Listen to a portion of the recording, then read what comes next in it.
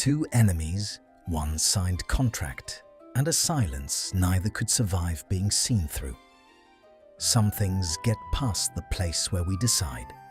Tonight, in candlelight and rain, we open this story.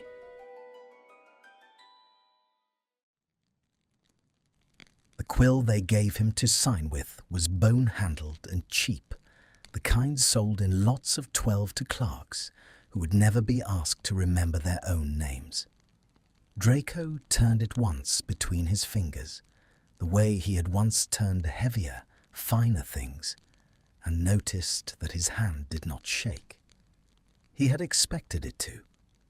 He had lain awake the night before in the narrow rented room above his mother's, listening to the wind worry at a loose slate on the roof, certain that when the moment came, his body would betray him.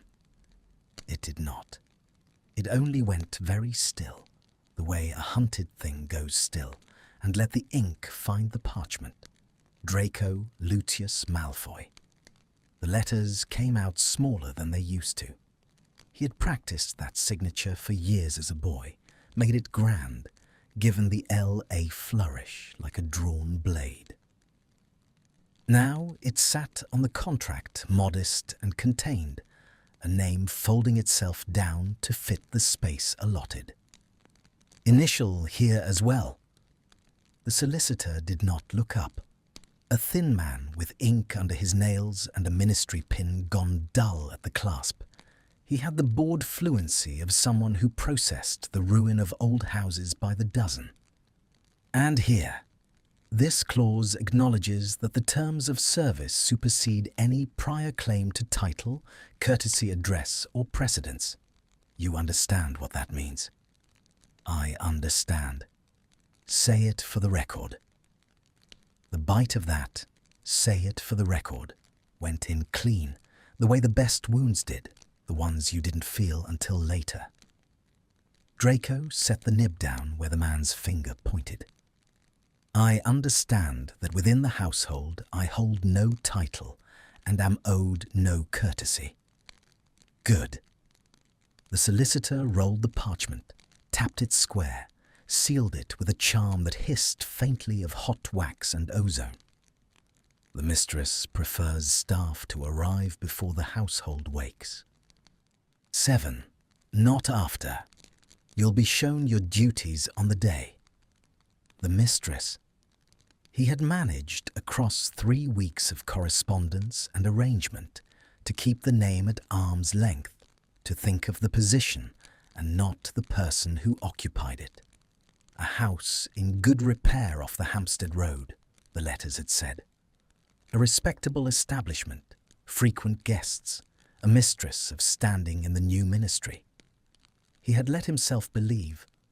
No, not believe. Hope was the wrong word. He had given up the use of it. He had let himself fail to ask. Because asking would have made it real, and he had needed the money to be real first.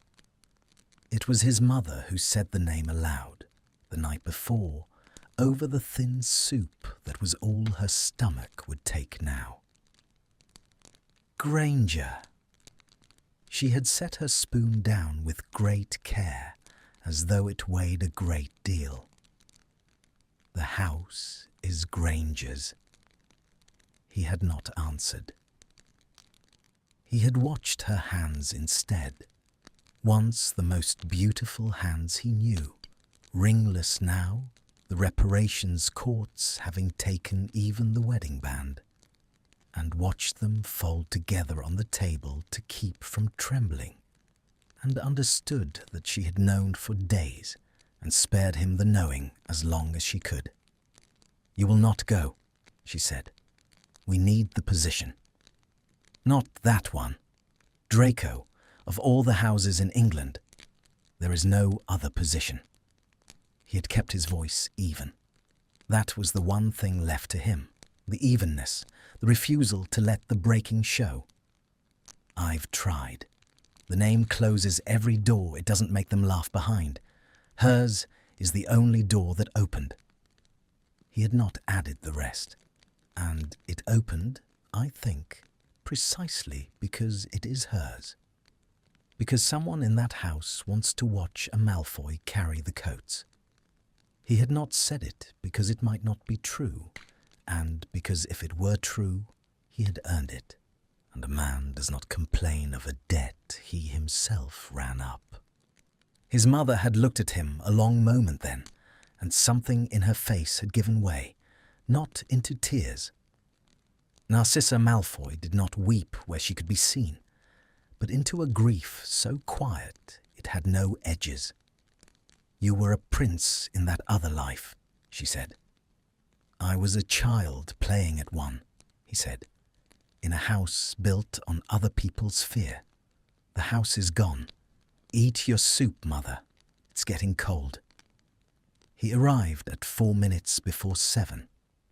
The house stood back from the road behind a low wall and a hedge of something that smelled green and ordinary, lavender gone leggy, a climbing rose not yet in bud, no grandeur to it.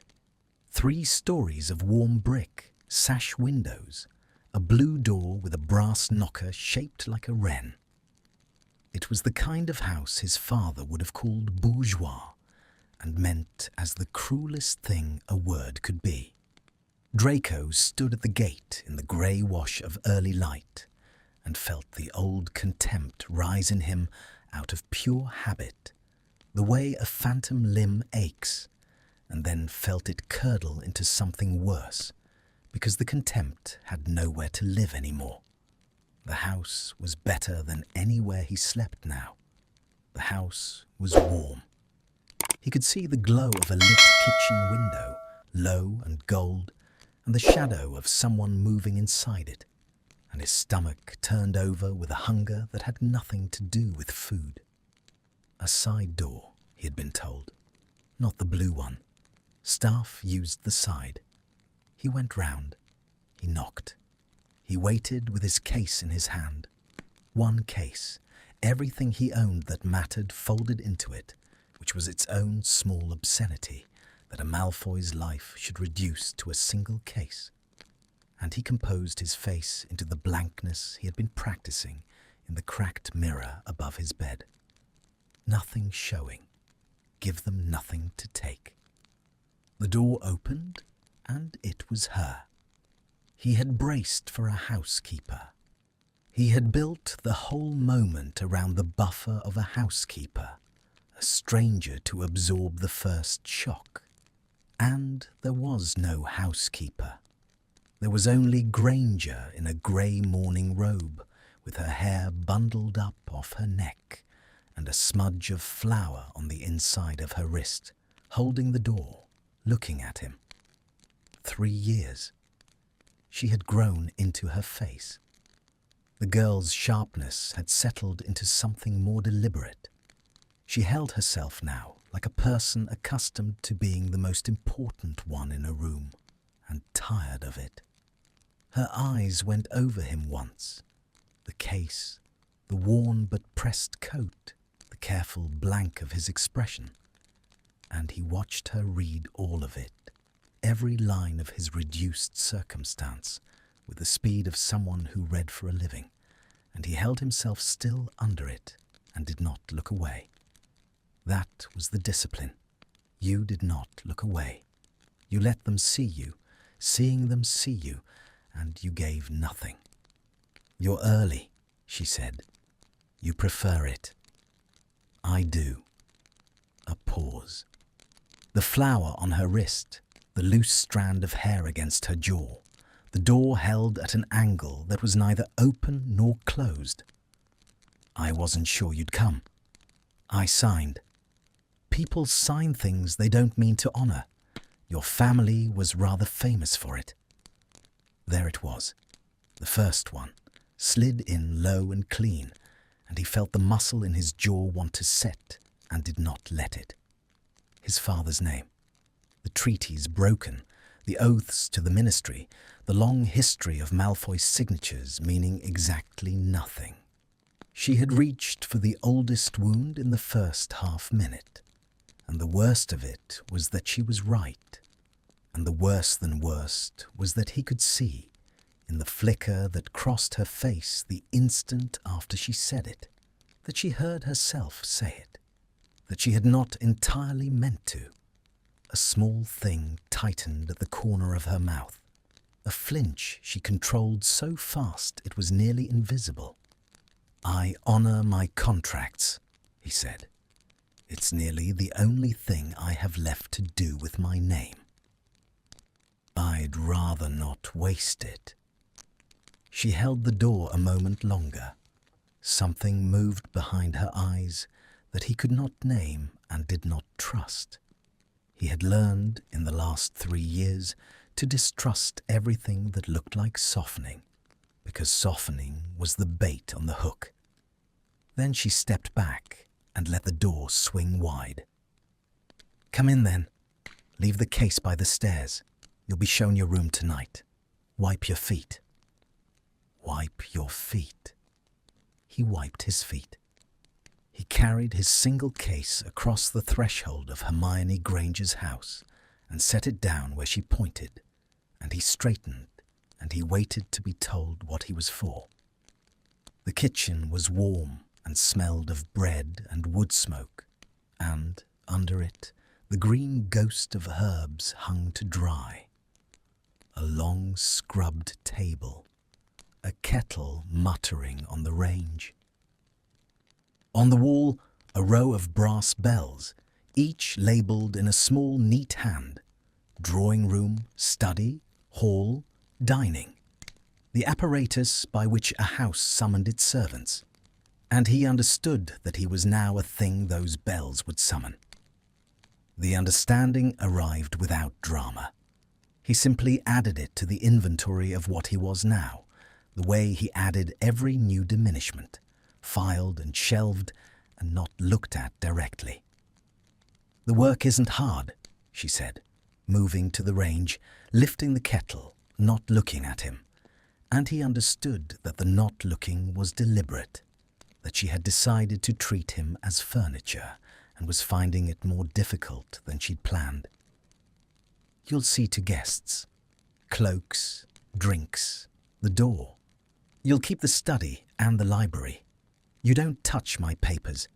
You speak when spoken to, and to my guests you are courteous regardless of who they are or what they were to you once. Is any of that going to be a problem?" "No." "You're certain?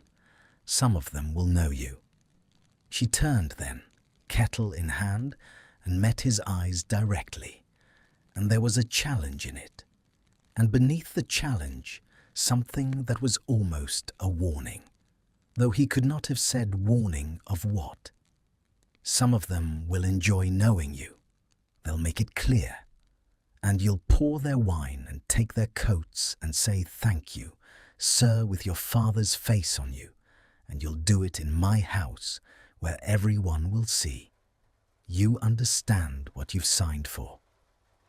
He looked at her, the flower on her wrist, the tired set of her shoulders, the way she was holding the kettle a little too tightly, knuckles paling against the dark iron of the handle, as though the conversation cost her something she had not budgeted for. "I understand it perfectly," he said, very quietly. "You're the one who keeps asking whether I do. I wonder which of us you're trying to convince." The kettle came down on the range harder than it needed to, a flat clang that rang in the warm air, and her colour rose. And for one suspended breath, neither of them moved. She with her hands still wrapped white-knuckled around the handle, he with his blank face finally, fractionally, cracked into something that was not quite a smile and not quite anything kinder. The two of them standing in the gold light of a stranger's kitchen with 3 years and a war and a signed contract between them. And then the brass bell labelled hall gave a single bright shiver on the wall, and a voice called down the stairs that the morning's first guest had arrived early, and her hand left the kettle, and the day his first day began. The first guest of his servitude was a man named Pelletier, a junior undersecretary in the Office of Magical Commerce, and he did not recognize Draco at all. This was its own peculiar wound. Draco took the man's travelling cloak, heavy wool, damp at the shoulders, smelling of wet wool and the cheap cologne of someone who bought scent to seem important. And the man let it slip off his arms without a glance, the way one surrenders a cloak to a peg, to a thing, and went past him toward the study with his case of papers under his arm, and never once looked at the face above the hands that served him. Draco hung the cloak on the rack in the hall and stood with it a moment, smoothing the damp from the shoulders out of a reflex bred so deep he could not have named where it came from, and thought, so this is the other shape of it. Not the ones who knew him and savoured it. The ones who did not know him at all, for whom he had already become invisible, a pair of hands attached to a service. He could not decide which was worse. He decided not to decide. He hung the cloak and returned to the kitchen and waited to be summoned, and that was the morning. He learned the house the way a blind man learns a room, by edges and by hurt. The third stair from the bottom complained under weight. He learned to take it on the outer edge where the wood held its silence. The library door stuck in its frame after rain and had to be lifted by the handle as you turned it, a small private knack he acquired by the second day, and felt, absurdly, a flicker of something at having acquired competence, that ghost. The kettle on the range had a temperament. It would shriek if left, and sulk into lukewarm if rushed. And he learned its moods because learning them was a thing to do with his hands and his attention in the long, flat hours between summonses. And a man who has lost everything will cling to the management of a kettle the way a drowning man clings to driftwood. Not because it will save him, but because it is there. She gave him his tasks through a small black notebook left on the kitchen table each morning, her hand small and slanted and fast. And he understood quickly that she did this so as not to speak to him. Library shelves, the east wall, dust and reorder, the ministry editions before the trade ones, drinks for 3 at 6. The blue room aired, no greeting, no name at the head of it, not his and not hers. Just the work, set down and left, and he did the work and left the notebook where he found it. And they passed each other in the corridors of her house like two charged surfaces that have learned, painfully, not to touch. But she watched him. He felt it the way you feel weather coming, a pressure shift in a room before he ever caught her at it. He would be reaching for a high shelf, his sleeve riding back from his wrist, and the small hairs along his arm would lift with the certainty of being observed, and he would turn, and she would already have looked away, bent over her papers at the long table by the window, the line of her neck very straight, a muscle moving in her jaw. She watched him to see if it satisfied her. He understood that much. She watched the Malfoy carry the coats and sort the books and bow his fair head over the kettle. And she waited for the old debt to come due, for the warm, clean feeling of justice to arrive and settle in her chest. And he could see, from across the room, day by day, that it was not arriving, that something else was arriving in its place, something she had not sent for and did not know what to do with. It came to a point on the fourth day, over the wine. She had guests for dinner, 3 from the department, important enough that she'd had him polish the good glasses and lay the table herself with a precision that told him she cared what these people thought of her, that her standing in the new world was a thing she tended as carefully as he had once tended his name in the old one. He served. He moved around the table in the candlelight, pouring wine with a steadiness he had been bred to and could not unlearn, the bottle wrapped in its white cloth, the dark red rising in each glass to exactly the same height, a craft so reflexive he could perform it while his mind walked corridors 100 miles away in a rented cottage where his mother was, he hoped, asleep. The guests talked of reparations, of the seized estates, of the great houses brought low, and they did it the way the comfortable discuss the misfortunes of the absent, with relish dressed up as gravity, and not one of them looked at the man filling their glasses, and Draco kept his face smooth and his hand sure and poured the wine. "They say the Malfoy vaults are sealed entirely now," one of them said, a heavy woman with a barrister's diction, and laughed.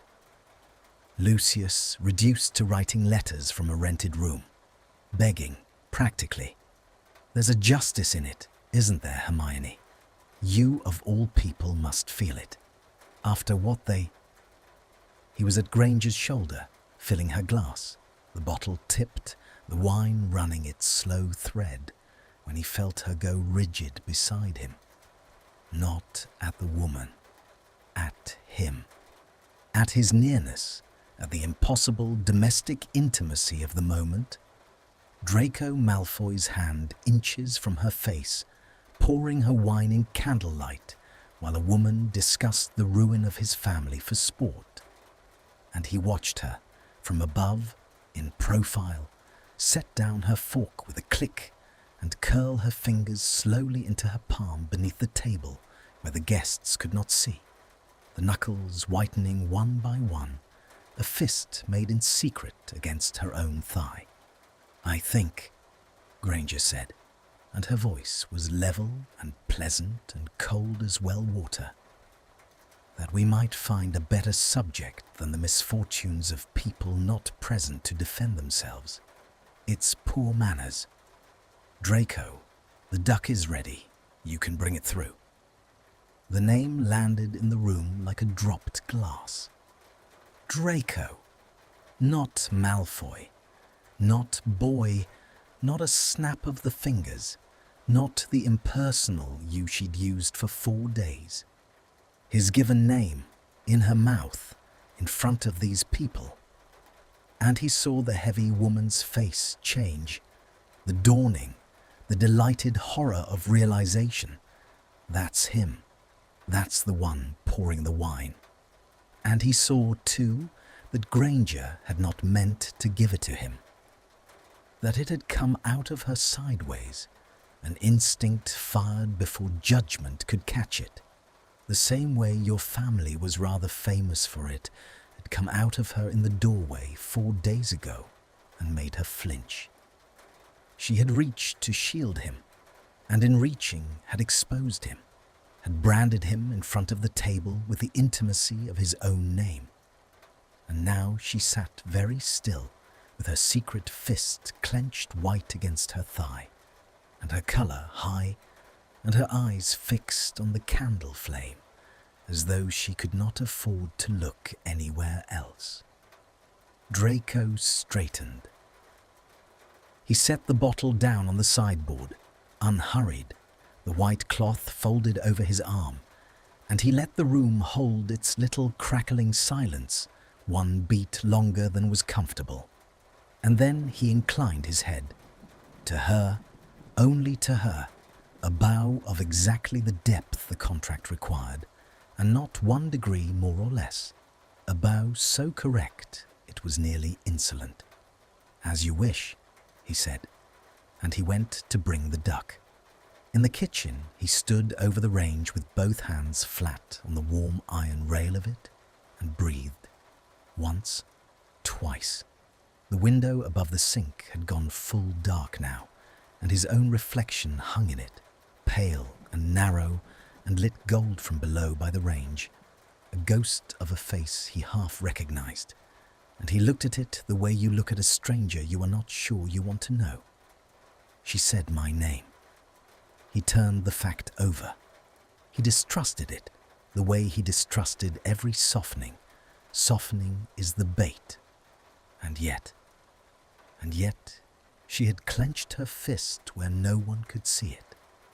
She had gone rigid at his nearness, not in disgust, he was nearly sure, but in something more complicated, something that cost her. He had spent 4 days being watched for the satisfaction his ruin was supposed to provide, and tonight, for one instant, he had watched her, and seen, plainly, that the satisfaction wasn't there, that in its place was a woman holding herself together with a fist beneath a dinner table, while strangers laughed at a family she had every reason in the world to despise, and could not, it seemed, bring herself to let them laugh at in her house. He brought the duck through. He served it. He poured more wine.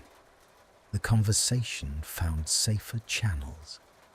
And when it was done, when the guests had gone, when he had cleared the table and washed the good glasses and dried them and set them back in their case, and the house had gone quiet around him with that particular hush a house takes on at the bottom of the night, he came back into the dining room to snuff the candles and found her still there. She had not gone up. She sat at the head of her own emptied table in the guttering light with a glass of the wine still in front of her, untouched or nearly, and she was looking at nothing, and she did not turn when he came in. He stopped in the doorway. He should have withdrawn. The rule was that he was furniture when not summoned, that he effaced himself, that he did not intrude on the private hours of the woman who owned his days. He knew the rule. He had written it on himself, harder than she ever could. "You can leave the candles," she said, without turning. "I'll do them. It's my work." I said leave them. A pause. The wine caught the light and let it go. "Sit down, Malfoy." The given name had retreated. Malfoy. Safer for her, that one. It kept its distance. He did not sit. He stood 3 feet inside the doorway with the snuffer in his hand and waited, because sitting was not in the contract, and he had learned to do nothing that was not in the contract, to give her no purchase, no opening, nothing she could later turn into a thing he'd taken. She looked at him then. The candlelight had thinned to its last inch, and it softened her, took the deliberate armour off her face, and left something younger and far more tarred underneath. And she studied him across the wreckage of her own dinner party with an expression he could not file anywhere in the inventory. "Why did you let her talk like that?" she said. It was not quite a question. "About your father. You stood there and poured the wine, and your face never moved. Why would you?" She stopped, started again, harder. "I expected you to be insufferable. I expected you to walk in here with your nose in the air and make every day a war, and I'd have known what to do with that. I'd have ground it out of you and slept well. Instead, you—" Her hand moved, a small frustrated gesture taking in the table, the glasses, the whole shape of the thing. "You just bear it. You take everything. You bow. It's—" Her jaw worked. "It's unbearable," Do you know that? You've made the one thing I thought I wanted into something I can't stand to watch."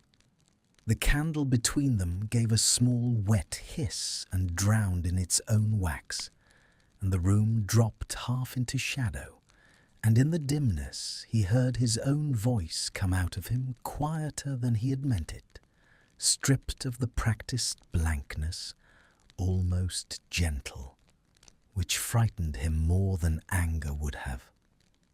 "Would you rather I fought you?" he asked. "Is that what you need from me? A fight so you can win it? Because I haven't got one left in me, Granger. I used it all on the wrong side of a war, and I lost. And this is what losing looks like." He set the snuffer down on the sideboard without a sound. "You wanted a Malfoy on his knees. You've got one. I'm only sorry it isn't making you as happy as you thought it would. Good night." He turned to go, and her chair scraped back hard against the floor behind him, and her voice came sharp and low and stopped him cold with one hand already on the door. "Don't you dare pity me in my own house." He did not turn around at once. He stood with his hand on the doorframe and her words at his back. "Don't you dare pity me in my own house," and let them settle into the dark between them, and he understood that they had reached, the two of them, the precise edge of something, a lip of rock above water neither of them could see the bottom of. He could step back from it. He could say, "As you wish," and leave, and she would let him, and the contract would hold. And tomorrow there would be a small black notebook on the kitchen table with her fast slanted hand telling him to air the blue room and dust the east wall. And they would go on being two charged surfaces that had learned not to touch. That was the safe thing. He had become, in 3 years, an expert in the safe thing. He turned around. "It isn't pity," he said. "Then what is it?" Flat. She was standing now, her hand braced on the back of the chair she'd shoved away, the last candle throwing its dying gold up the underside of her face. And she had the look of someone who had said one true thing by accident and was bracing to defend the position. "You stand there in my dining room in a borrowed coat with nothing left to your name but the manners they beat into you. And you tell me you're sorry I'm not happy, as though my happiness is yours to be sorry about. As though you've got the standing to feel anything for me. So tell me, Malfoy, if it isn't pity, what is a man in your position doing, looking at me like that?" Looking at me like that. So she had seen it too. Whatever had been on his face, and he had thought it blank. He had spent 4 days making it blank. She had read something through the blankness, and now she was holding it up between them, demanding he account for it. He could lie. He was good at lying. It was one of the few inheritances the war had left intact. But he was tired, bone-tired. The particular exhaustion of a man who has been holding a single expression in place for so long that the muscles have begun to fail. And in the dark of her dining room at the bottom of the night, the lie would not come. What came instead was the truth, and he gave it to her plainly, because cruelty deserved cruelty. And she had asked, "I'm watching a woman find out she doesn't have the stomach for the thing she wanted," he said. "That's all. You spent 3 years building the law that took my house and sealed my vaults and put my mother in a rented room. And you were right too, Granger. I'm not arguing the justice of it. But you thought the justice would feel like something. You thought when you finally had one of us under your roof with his head bowed, It would close a door in you that's been hanging open since you were 16, and my aunt—" He stopped. He did not say it. The word Bellatrix sat in his mouth like a coin of poison, and he swallowed it back down, because some things you did not say in a candlelit room to the woman they'd been done to, even when you were being cruel. "You thought it would settle something," he finished, "and it hasn't. And now you can't stand the sight of me, not because I'm proud, but because I'm not. Because there's nothing left to break, and you're discovering that breaking a thing that's already broken doesn't make you a victor. It just makes you the last one holding the hammer." The candle died. It went out between them with a small final hiss, and the dark came down complete for a moment before the window's grey nothing light could fill in.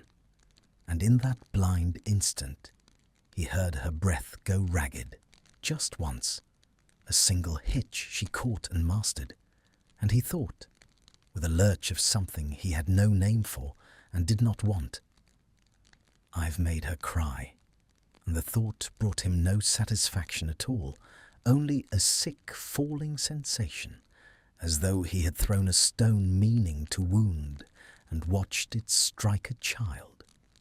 When his eyes adjusted, she had not moved. She stood gripping the chair back, dry-eyed, furious, and the rawness he'd heard had been pressed back down beneath the surface, where she kept everything. And she looked at him across the dead candle with an expression he would think about later, alone, in his narrow bed under the complaining slate. An expression that was not hatred, that had stopped being hatred somewhere in the last 4 days without either of them noticing the moment it turned. "Get out," she said, very quiet, not a snap, almost a request. "Go to bed, Malfoy. We're done for tonight." He went. He did not sleep. His room was at the top of the house under the eaves, a servant's room, narrow and clean and cold, with a sloped ceiling that he'd cracked his head on twice, and a single window the size of a serving tray that looked out over the wet slate roofs of Hampstead toward the smudge of the city. He lay on the hard bed with his coat still on against the chill and watched the rain start. It came in off the heath after midnight, a fine, persistent rain that ticked on the glass and ran the streetlight into long gold smears. And he turned the evening over and over in the dark like a man worrying a loose tooth. He had broken his own rule. The rule was, give them nothing. The rule was, make your face a wall and stand behind it, and never, ever let them see what it costs. He had kept that rule through the trials, through the sneering clerks, through the doors laughed shut, through the slow public dismantling of everything his name had ever meant. And tonight, in 4 days, she had got under it. She had said his given name by accident and clenched her fist where no one could see, and sat alone in the wreckage of her dinner, unable to go up to bed. And the sight of it had reached into him and pulled out the truth before he could stop it. You're the last one holding the hammer. Where had that come from? He had not known he thought it until he heard himself say it. He had spent 4 days believing he was the one being studied, the specimen under glass, and somewhere in there the glass had turned, and he had begun studying her, and what he'd seen had undone something in him he'd thought was already gone past undoing. She did not want his ruin. That was the thing the rain kept ticking back to him. She had built the engine of it, had wanted it in the abstract with her whole 16-year-old wounded heart. And now that it stood pouring her wine in her own dining room, she could not bear to look at it. and the not-bearing was not weakness in her. He understood. It was the opposite. It was the part of her that had remained human through a war that had peeled the humanity off half the people he knew, including, for a long black stretch, himself. She had looked at a broken man and refused the satisfaction of his brokenness, and called it unbearable, and the word had been an accusation aimed at her own reflection more than at him. He did not know what to do with a woman like that. He had been raised among people who took their satisfactions wherever they found them and never once questioned the having.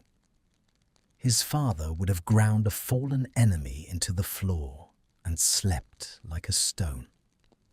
The fact that Granger could not, the fact that holding the hammer sickened her, placed her so far outside the moral country he'd been bred in that he had no map for her at all.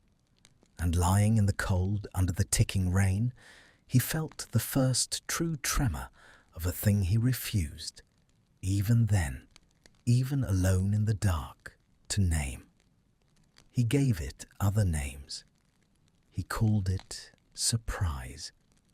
He called it the strangeness of proximity. He called it the disorientation of a man whose whole life had turned upside down and who would, naturally, mistake the nearest kindness for something larger than it was. He did not call it what it was. Not yet. In the morning there was no notebook. This was the first variation in 5 days, and he stood in the warm kitchen with the kettle muttering, and stared at the bare scrubbed table where the small black book should have been, and something in his chest pulled tight. No notebook meant no work set, and no work set meant she had not come down before him, or had come down and not written, and either way the morning had a wrongness to it, a missing tooth in the ordinary jaw of the day. He made the kettle behave. He set out the things for her breakfast as he had learned she took it. Strong tea, no sugar, toast she rarely finished, the morning's profit folded to the legal notices. And he waited, and the rain went on softly at the window, and the house held its breath. She came down at 7:30, which was late for her, and she was dressed for the ministry in dark robes, with her hair pinned up severe, and she stopped in the kitchen doorway when she saw him standing there at the range, and for a moment neither of them said anything at all. There were shadows under her eyes the colour of bruised plums. She had not slept either. He knew it the way he knew the kettle's moods now, by long attention to a thing he was not supposed to be attending to, and the knowing passed between them in the grey kitchen light, mutual and unspoken. Neither of us slept, and we both know why, and we are not going to say so. There was no notebook, he said. Neutral, a servant reporting a deviation. No. She came in. She did not sit.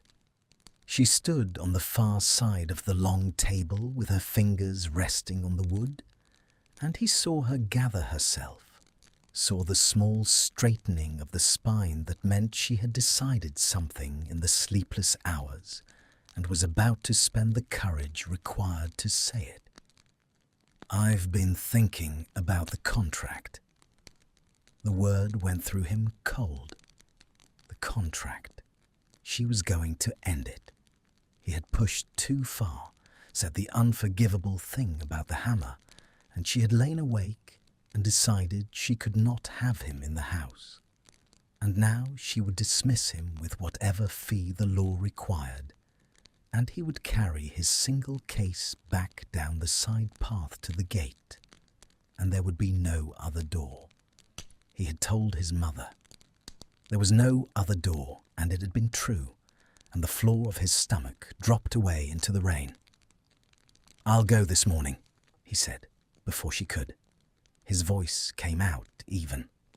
Give them nothing. You needn't pay the notice. I'll... What? No. She frowned, and then understood, and something crossed her face that might have been dismay.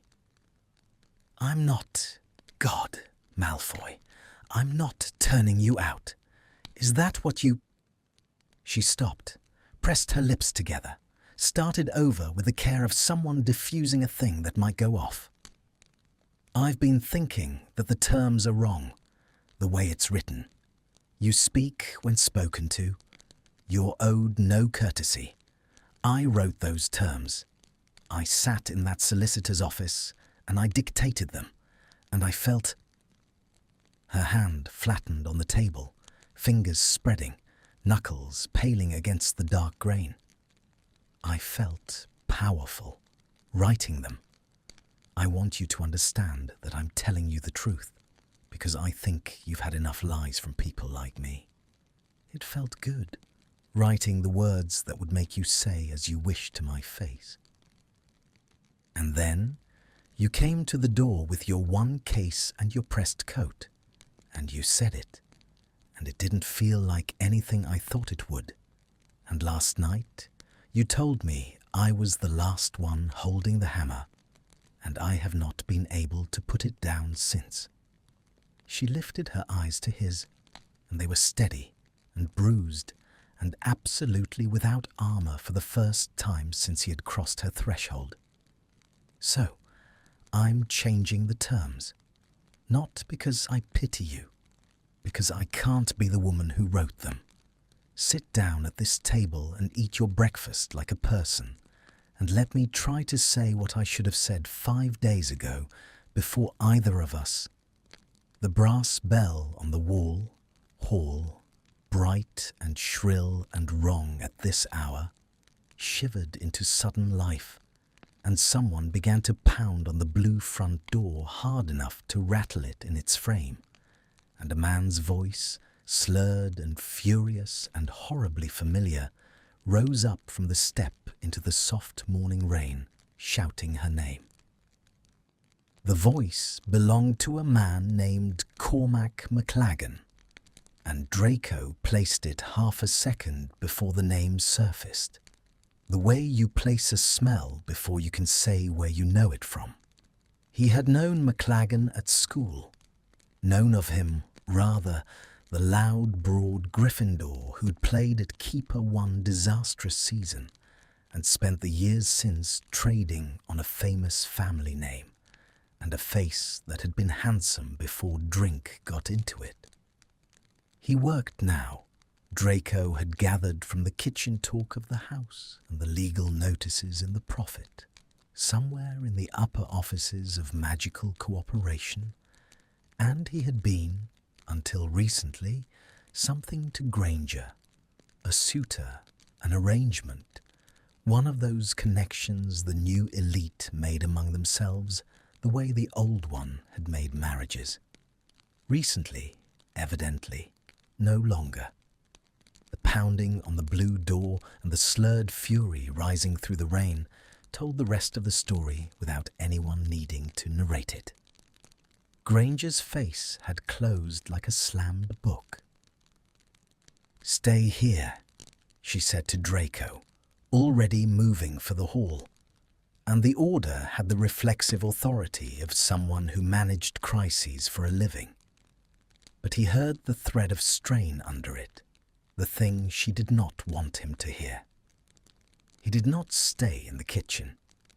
He told himself afterward that the contract obliged him, that answering the door was his work, that a servant did not let his mistress open her own door to a drunk man at 7:30 in the morning. It was even true. But it was not why his feet carried him down the passage at her shoulder, why he reached the hall as her hand closed on the latch, why something old and cold and almost forgotten had begun to gather at the base of his spine, a readiness he had not felt since the war and had assumed the war had burned out of him for good. She opened the door. McLaggen filled it, broad, flushed, swaying, a smell of last night's fire whiskey coming off him in a wave that the clean morning rain could not wash down. "There you are," he said, and there was a wet ugliness in the way he said it, a grievance gone septic. "Wouldn't answer my owls. 3 weeks.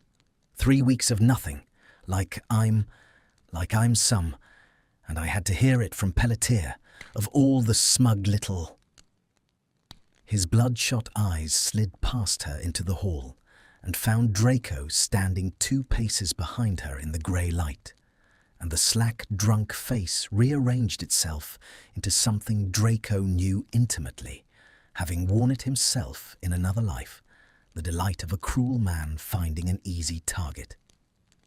"Oh, that's rich. That's perfect. Is that Malfoy? You've got a Malfoy answering your door now. Tell me you're not Granger. Tell me you haven't—" He laughed, a thick, wet bark of it. God, the war really did turn the world arse over end, didn't it? Mudblood's got the ferret carrying her coats. The word landed in the hall, and Draco watched it land on Granger, watched the small involuntary flinch at the back of her neck, the word reaching past 3 years of standing and law and power straight to the 16-year-old it had been carved into. And he felt his own hand at his side curl slowly closed, the nails biting into the palm, the knuckles going white one by one, and he held it there, closed and still, because the wand he was no longer permitted to carry was not in it, and the violence in him had nowhere to go. "You're drunk," Granger said. Her voice was magnificent, level, glacial, the voice of a woman who had faced down the Wizengamot. But Draco was close enough to see her hand on the door frame, see the knuckles there gone bloodless too, the 2 of them flanking the doorway with matched white-knuckled fists for entirely different reasons.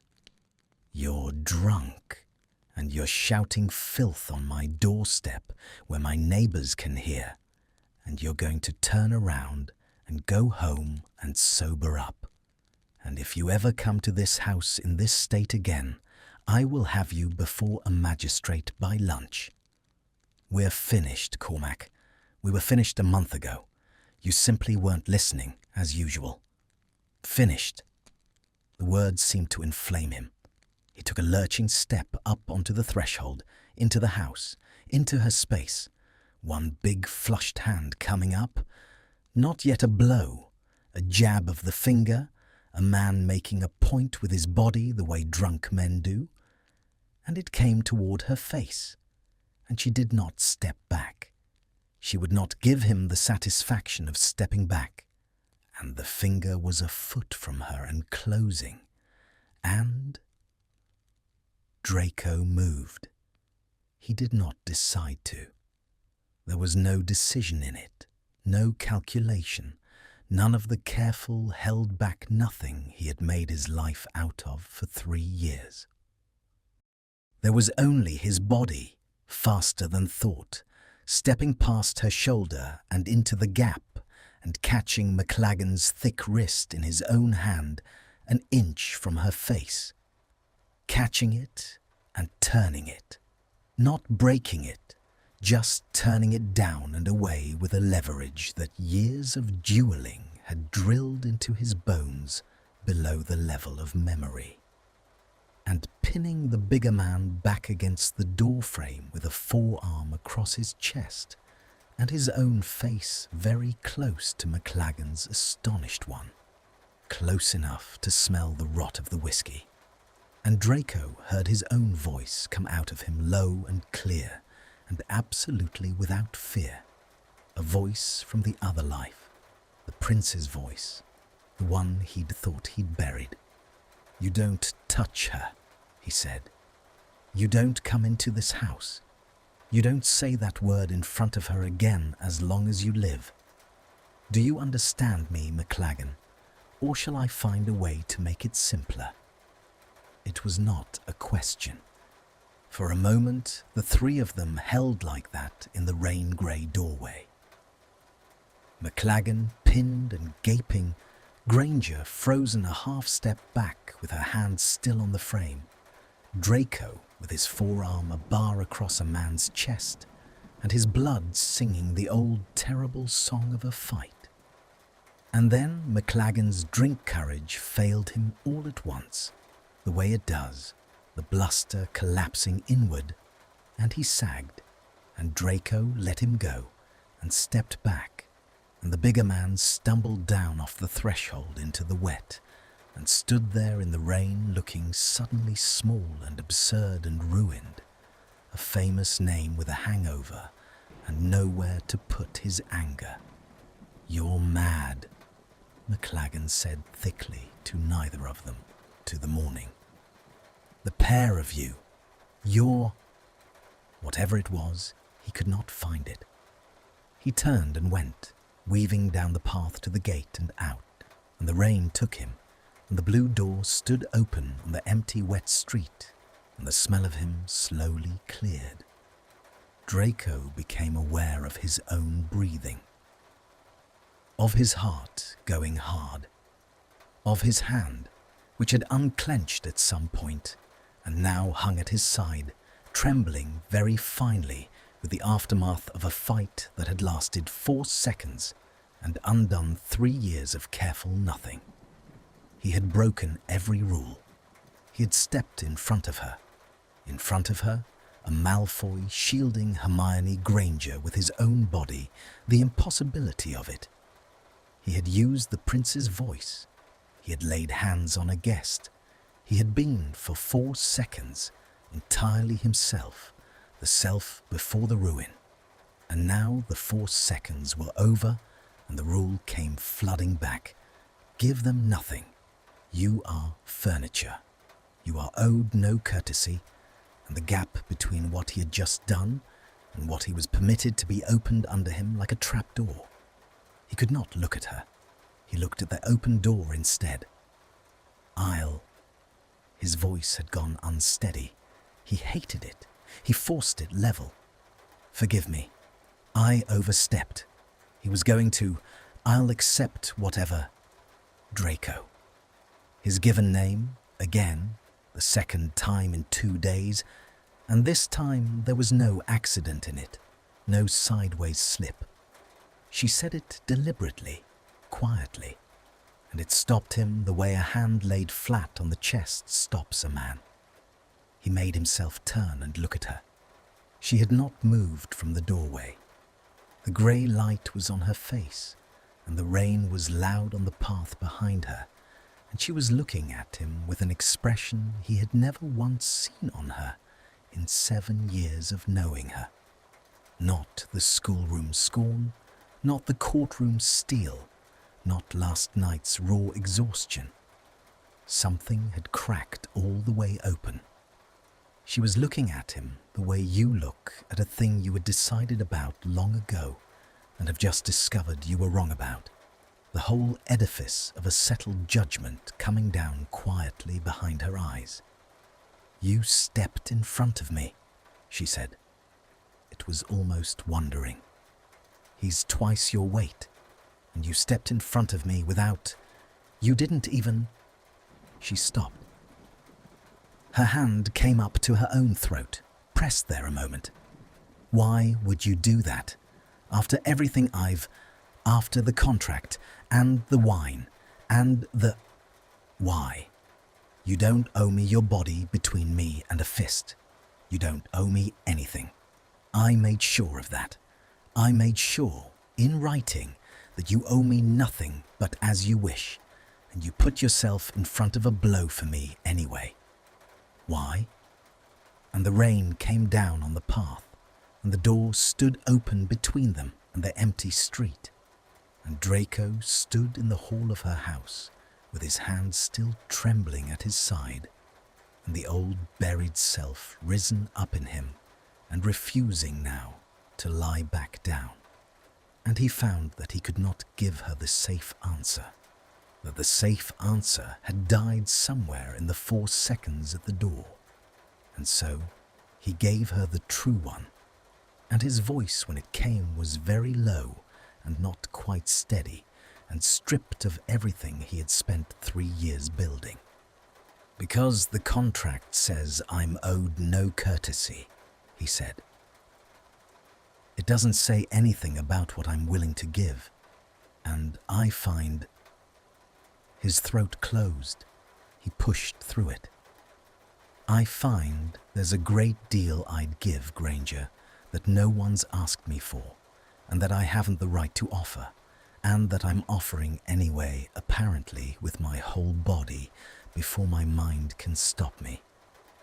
I didn't decide to step in front of you. I just did. The way you said my name last night by accident. Some things get past the place where we decide." She crossed the hall. She did it in 3 steps, fast, before either of them could think, and she stopped close, closer than they had ever stood, close enough that he could see the rain damp at her hairline and the plum-coloured shadows under her sleepless eyes and the pulse going hard in her throat. And she lifted one hand and pressed it flat against his chest, over the borrowed coat, over the heart still hammering from the fight, not pushing him away, just resting it there, feeling it, the way you press your palm to a door to know if there's fire on the other side. And the static of it went through him like a hex, and neither of them breathed. Her hand stayed on his chest for the length of 3 heartbeats. He counted them. He could not help counting them, each one a hard knock against her palm. And then she took it back as though the heart beneath it had grown too warm to hold, and she stepped away, and the cold rushed into the place where her hand had been. "This is—" She turned from him, pressed the heel of that same hand briefly to her own forehead, and he watched her assemble herself, watched the deputy head of department come back up over the woman like water closing over a stone. "Shut the door. You'll catch your death, and so will I, and I'm due before the Wizengamot at 9. Her voice had found its level surface again, but it was a thinner ice than before. He could hear the dark water moving under it. "We're not— I have to go. We're not finished this conversation, but I have to go." He shut the blue door.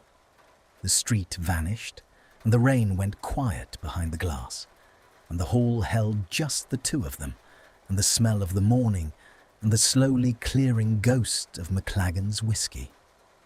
She gathered her case from the foot of the stairs. At the door, the proper door, the blue one, which she used, and he did not. She paused with her hand on the latch and did not turn around, and when she spoke, it was to the wood. "Thank you," she said, for stepping in. I didn't need rescuing. I want that on the record. I have faced down far worse than a drunk Cormac McLagan, and I'd have handled him. But you didn't know that when you moved, and you moved anyway, and—" A pause. The rain ticked. "Thank you. There, I've said it. A Granger thanking a Malfoy. Mark the calendar." And then, lower, almost to herself, with something in it that was nearly a laugh, and nearly not. What a strange thing the world has become. She went. The door clicked. He stood alone in the hall of her house, with his heart still unsteady, and her palms still printed cold then warm over the place she'd laid it. And he understood that the ground had shifted under both of them in the space of one wet morning, and that there would be no shifting it back. The house without her in it was a different house. He had known it empty before. She was at the ministry most days, long days, and he had hours alone with the kettle and the dust and the silence. but he had spent those hours as a servant spends them, effaced, moving through rooms that were not his to leave any mark on. Today, he could not efface himself. Today, the rooms were full of her absence, the way a struck bell is full of sound after the strike, and everywhere he went, he found her. The chair she'd shoved back last night still angled wrong from the table. The breakfast toast she hadn't touched gone cold on its plate. The small black notebook, when he finally found it, not on the kitchen table where it lived, but on the windowsill of the study, open, with this morning's date at the head of a blank page and nothing written under it, because she had come down meaning to write his tasks and had not been able to, had stood here at the window in the grey dawn and looked at the empty page and decided instead to change the terms of his life. And then McLagan had come pounding, and the page had stayed blank. He picked it up. He should not have. "You don't touch my papers." But the notebook was the nearest thing in the house to her hand, and he held it and turned back through the days of his servitude written out in her fast slant. Air the blue room, drinks for 3, dust the east wall. And he saw, reading them in order, the thing he had been too close to see while living them, how the entries had changed. The first days had been curt, almost contemptuous, a list flung at a thing she despised. By the third day there were small courtesies creeping in. "If you've time and the good glasses, please." The please like a crack of light under a closed door. Yesterday's had ended with a line he had read at the time as instruction, and read now, in the cold study light, as something else entirely. The green book on the third shelf. Don't shelve it with the trade editions. It deserves better. A book deserving better.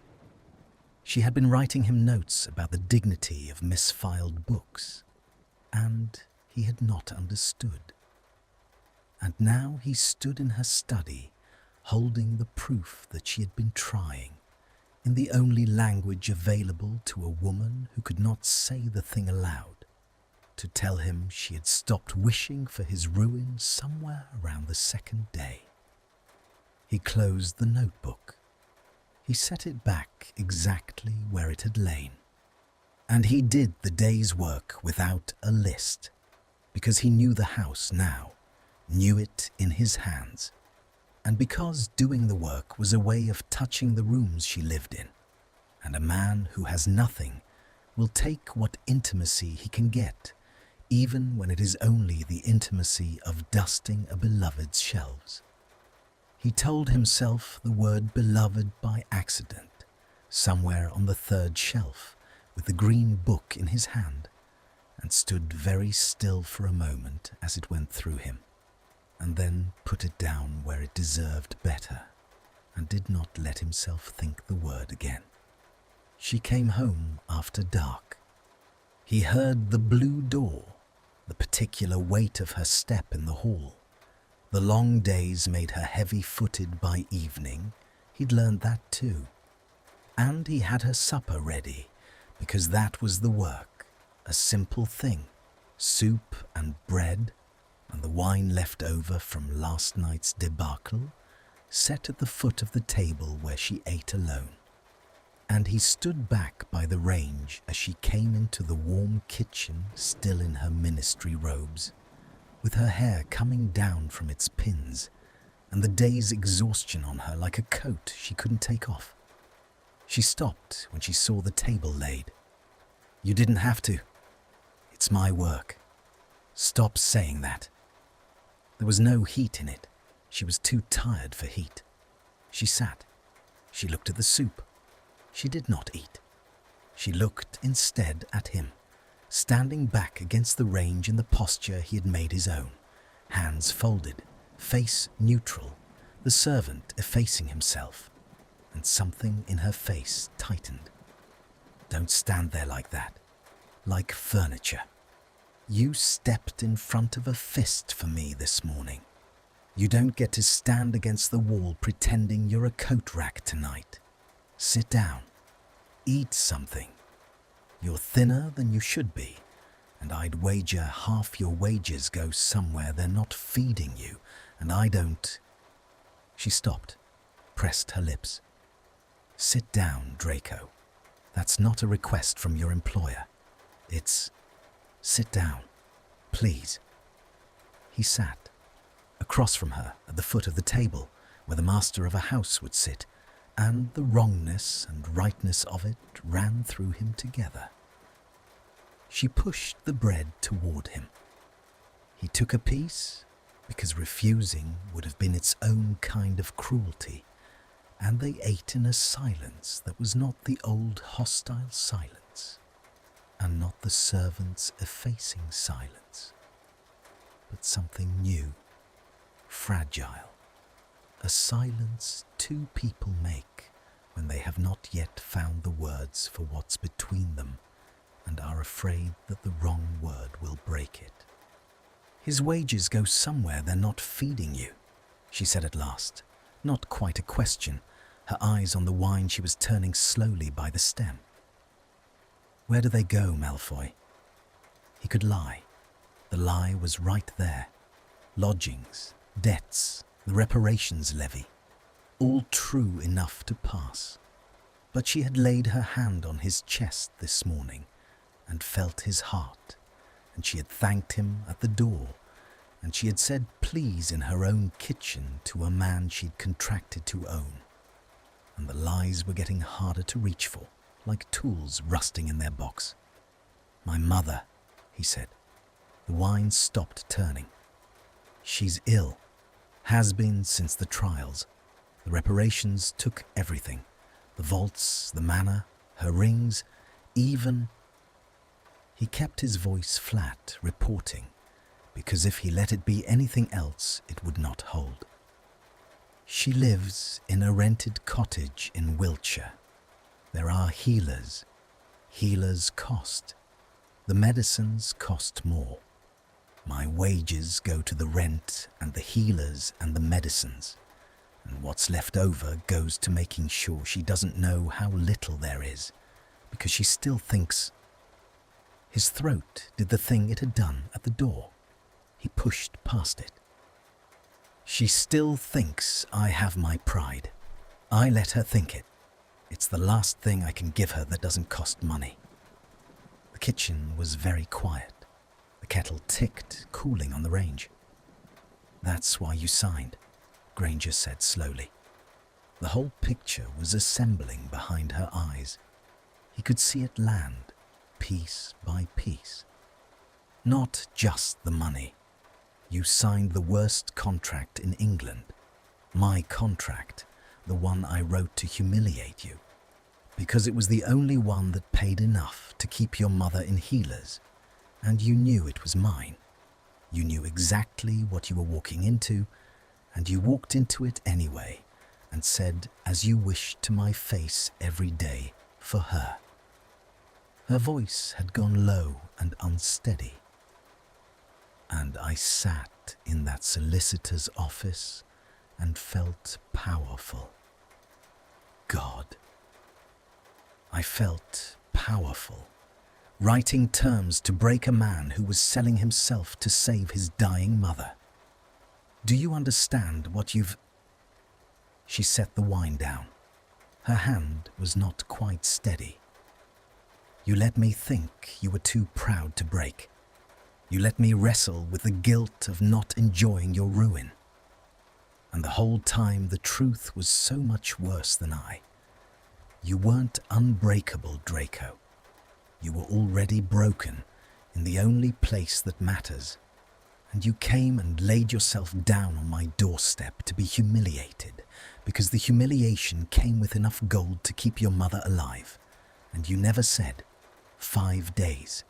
You never said one word. It wasn't yours to carry, he said quietly. Your guilt. I didn't want... And here, finally, the flat reporting voice failed him altogether. and what came out was bare. I didn't want your pity any more than you wanted mine. I wanted to do the work and take the gold and keep my mother warm and ask nothing of you but the wage I'd signed for. That was the whole of my plan. It was a good plan. It was working. He looked at her across the table, across the bread and the soup going cold, and the 3 years, and the war and the contract that had brought them here. And then you said my name by accident. And then you couldn't put the hammer down. And then you laid your hand on my chest this morning and felt how hard you'd made my heart beat. And the plan. He stopped. He turned his own glass once by the stem, the way she had. The plan stopped working. That's all. The plan was never built to survive being seen by you. And you keep insisting on seeing me. And I don't know what to do with that, Granger. I've forgotten how to be looked at by someone who isn't trying to take something. She rose from her chair. She came around the foot of the table, slowly this time, not the fast 3 steps of the morning, but slow, giving him every chance to draw back, watching his face the whole way. And she stopped beside his chair and looked down at him, and the lamplight was warm on her tired face.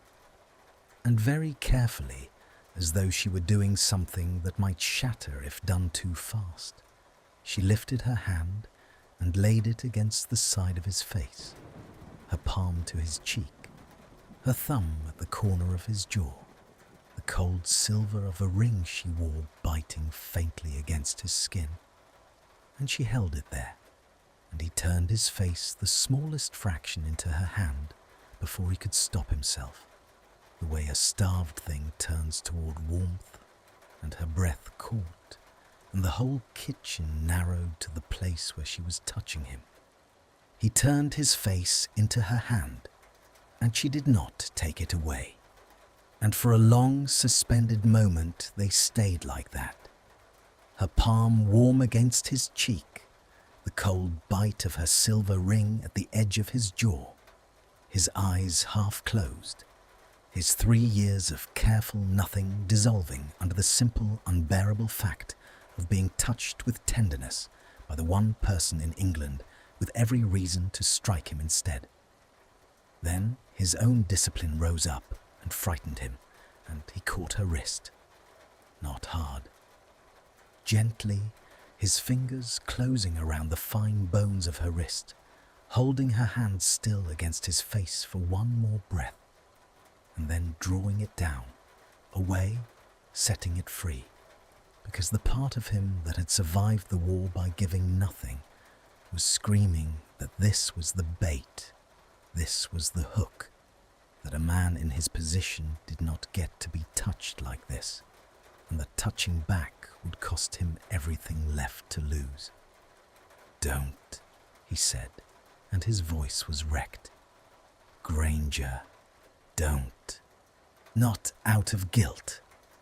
I told you about my mother, and you felt sorry for me, and now you want to give me something, to make it even, and I can't." He let go of her wrist.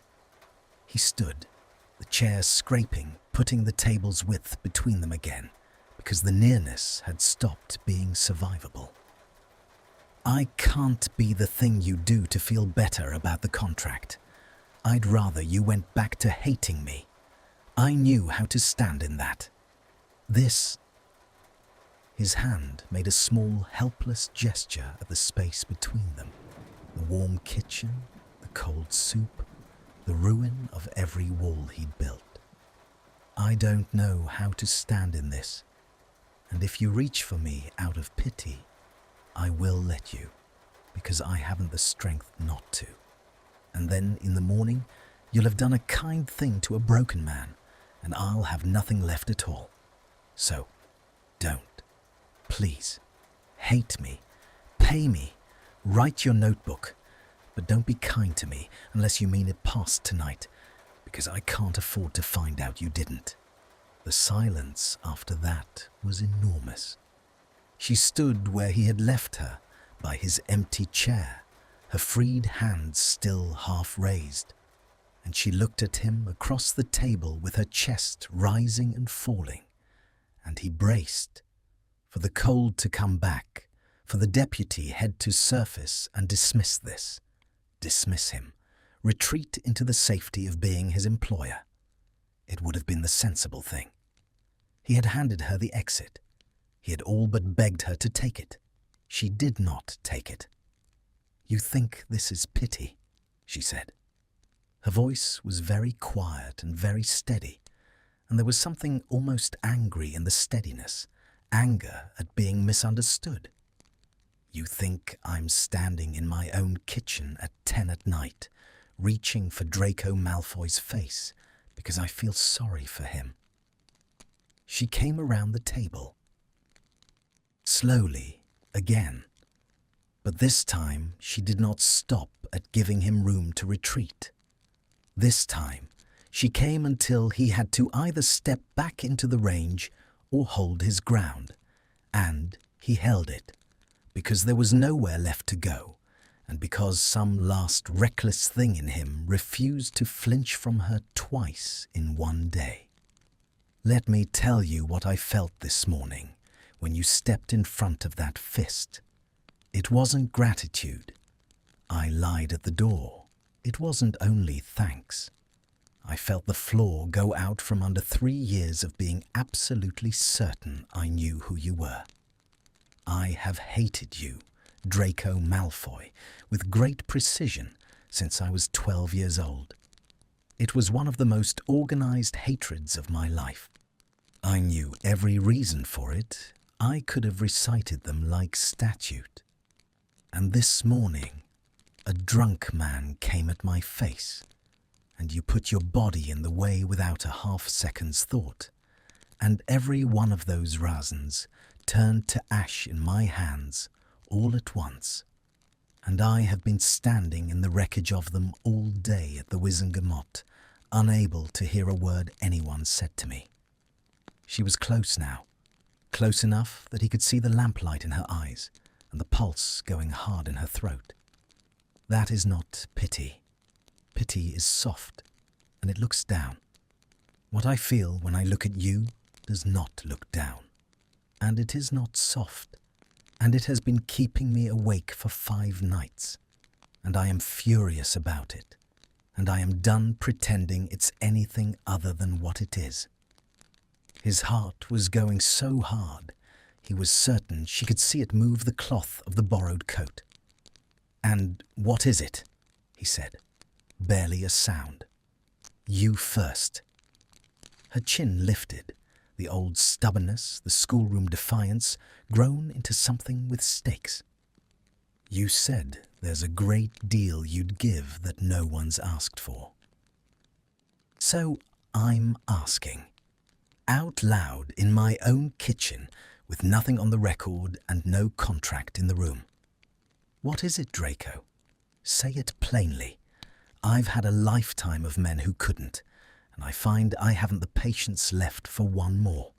Say the true thing, or step back and let me go up to bed, and we'll never speak of this again, and I'll write your notebook in the morning, and we'll both pretend, and I will let you, because I'm tired, and pretending is easier. But I'd rather you said it. I'd rather, just once, somebody said the true thing to me and meant it." The kitchen held them. The kettle had gone cold and silent on the range.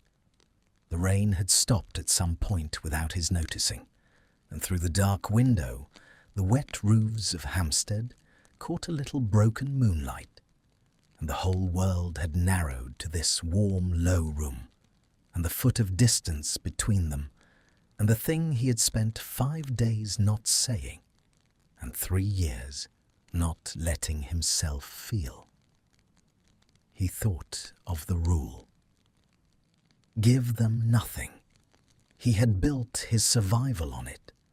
It had carried him through the trials and the laughing doors and the slow public unmaking of his name, And it was, he understood now, with her face 6 inches from his, and her fury, and her insistence, and her terrible courage filling the room, the last thing he owned, the last wall. And she was asking him to take it down himself, by hand, with no guarantee of anything on the other side. He took it down. "I think about you when you're not here," he said.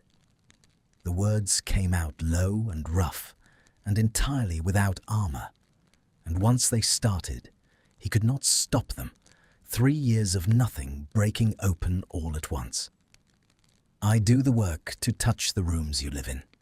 I read your notebook when you're at the ministry, because it's the nearest thing to your hand. This morning, I held a man against a door because he was going to put his finger on your face. And I would have done a great deal worse than that, Granger. I would have done things I thought the war had burned out of me, for the single reason that it was your face. And I didn't decide any of it. None of it ever once passed through the part of me that decides. You ask what it is. I don't have a clean word for it. I know I'm not allowed it. I know exactly what I am in this house, and exactly what you are. And I know that a man who carries the coats does not get to want the woman who owns his days. And I want her anyway. I have wanted her since before I'd let myself notice I was wanting. And there it is. That's the true thing. You asked for it plainly, and that's the plainest I have. I'm in love with you, and it's the most foolish thing left in my life, and I'd unsay it if I could, and I can't, and I won't." The last word left him, and the silence came down, and his heart was a fist hammering at the inside of his ribs. And he stood there, having handed her, finally, the only weapon he had left, watching her face for the strike. It did not come. What came was her hand, rising again, but not to his cheek this time, to the front of the borrowed coat, gathering a fistful of the worn cloth at his chest, and using it to pull him down to her as she came up on her toes, fast, decided, the way she did everything once she had decided it, and her mouth found his. The kiss was not gentle. It was 5 nights of sleeplessness and 3 years of hatred turned inside out, and a war's worth of grief, and a morning's worth of terror, all arriving at once in one place. And he made a sound against her mouth that he would have been ashamed of any other time, low and broken and grateful. And his arms came up around her without his permission, one hand spreading wide across her back, and the other rising to cradle the back of her head, his fingers in the loose pinned weight of her hair, holding her to him like the last warm thing in a cold world. And she kissed him harder, her fist still knotted in his coat, the cold bite of her silver ring pressed now against his throat where her hand had climbed, and the kitchen and the contract and the whole impossible architecture of who they were supposed to be to each other fell away into nothing. And there was only her mouth and her hands, and the hammer of 2 hearts that had finally, both of them, set the hammer down. When they broke apart, it was only far enough to breathe. Her forehead against his, her eyes closed, her fist slowly unclenching from his coat to flatten over the place she had gripped, and his hand still in her hair, neither of them willing to put more than an inch of air between them, both of them shaking very slightly with the size of the thing they had just done. "That wasn't pity," she said against his mouth, unsteady, almost laughing, almost weeping. "In case there was any doubt left. Tell me there's no doubt left, Draco, because I haven't got the nerve to do that twice to make the point." "There's no doubt left," he said, and pulled her back in. He pulled her back in, and she came, and for a while there was no language in the world that either of them needed.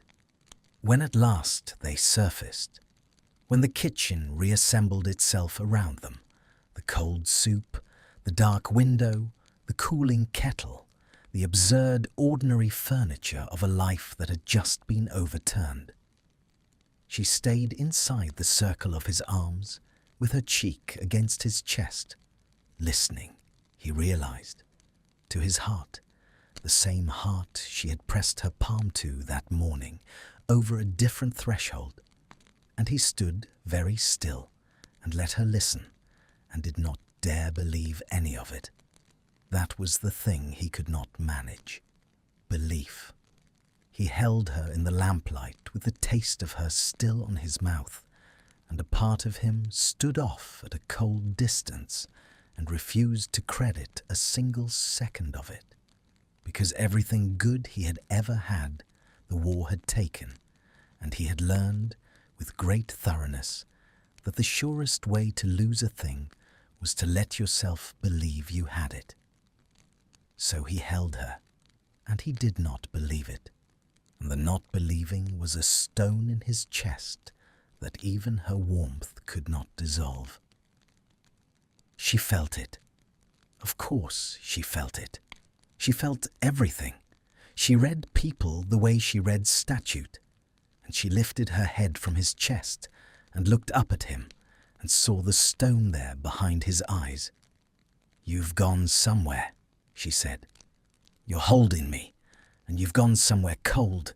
Stop it. Come back. I'm here. You're not. You're already losing this. I can see you doing it." She drew back enough to take his face in both her hands, the silver ring cold, her thumbs at the corners of his jaw, and she held his gaze with that fierce attention that had unnerved him from the first morning at the door. "Listen to me. Whatever the thing is that's telling you this can't last, that you're not allowed it, that you'll wake up and it'll be gone. I know that voice. I've a version of it myself. But it's a liar, Draco, and we're not going to live by it. Do you hear me? Tomorrow this is still going to be true, and the morning after. I don't break my—" She stopped. The irony of what she had been about to say landed on them both at once. "I don't break my contracts either," she finished quieter. "I should know. I wrote a vicious one, and I'm going to spend a good while making up for it, starting now." She let go of his face. She stepped back, and he felt the cold rush in, the old reflex. Here it comes. Here's where it's taken away. But she was only moving to the dresser drawer, the one by the window, and she took from it a folded square of stiff parchment he recognized at once, because he had signed it, because its twin lay in a solicitor's strongbox in Diagon Alley, because it was the thing that owned his days. The contract. She brought it back to the table and laid it down between them, and put her hand flat on it and looked at him. "I want to tear this up," she said. "Tonight. Now. I want it gone. I want there to be no piece of paper in the world that says I own 1 hour of your life, because I cannot. Draco, I cannot stand here having kissed you and have this still be true between us. It's obscene. It poisons everything it touches. So tell me to tear it up, and I will, this second, and we'll burn the pieces in the range and start again as—" She faltered, only for an instant. "As whatever we are, as two people. Tell me to tear it up." And he heard himself say, "No." The word surprised him as much as it surprised her. Her hand went still on the parchment. Her face closed a fraction. "No? Listen." He had to get this right. It was the most important thing he had ever needed to say, and the part of him that gave nothing was fighting him for every word. If you tear it up tonight, out of feeling, out of guilt, in the heat of this, then tomorrow, or next month, or next year, the cold voice in you wakes up, and it says, you destroyed a binding legal contract you spent your professional reputation drafting at midnight because a man kissed you in your kitchen, and it'll be right to say it. And you'll wonder if you were mad, if I trapped you somehow, if the whole thing was the desperation of a ruined man working his way up from the coat rack into your bed. And I won't be able to prove otherwise, because I'll have nothing. No standing, no name, no gold, nothing but a torn-up contract and your word for it that you meant it. He shook his head. His jaw was set. I've spent 3 years being the man people tell stories about. I will not be the Malfoy who got something out of you. I won't have it said, and I won't have you wondering in some cold hour whether it's true. He put his own hand on the parchment beside hers, not touching. So, we don't tear it up tonight. We let it stand. I serve out the term I signed for. Properly, fairly, the changed terms you offered me this morning. But the term, I earn my wages and keep my mother warm, and I do it honestly as your employee until the day the contract ends on its own. And then, when I owe you nothing, when there's no paper between us and no power and no debt, when I can come to you with empty hands and no one in England can say I climbed there, then I'll ask you what I want to ask you, if you still want me to. If the cold voice in either of us hasn't won. He looked at her, and the thing in his face was not the servant's blankness, and not the prince's pride, but something newer and harder one than either. I won't take you while I'm yours to command. I'd never know if you meant it, and neither would you. I love you too much to let it start that way. She stared at him. Her eyes had filled, and she let them, did not blink it back, and a single line of it broke and ran, and she did not wipe it away.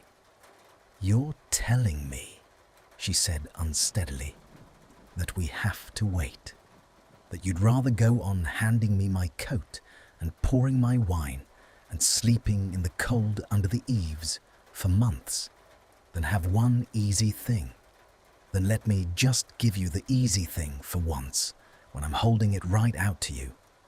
Yes, that's the most infuriating. Her voice cracked. Do you know how long the term has left to run? Do you remember what you signed? To midwinter, he said quietly. A little over 4 months. 4 months. She pressed the back of her hand to her mouth, half a laugh, wholly a sob. You want us to spend 4 months pretending, kissing in the kitchen at night and bowing to each other by day, you handing me my cloak in front of guests while we both... That's not nobility, Draco. That's a special kind of torture. It's the only way I can give you something instead of taking it, he said. Let me. I've taken from everyone my whole life. Taken safety I didn't earn. Taken cruelty I didn't pay for. Taken a war I should have died in and didn't. Let me, just once, not take. Let me wait for you properly, like a man with something to offer, even if the only thing I've got to offer is 4 months of doing the hard right thing instead of the easy warm one. It's all I have. It's the whole of my fortune now. One correct choice. Let me spend it on you. She came around the table and into his arms and pressed her wet face into his neck.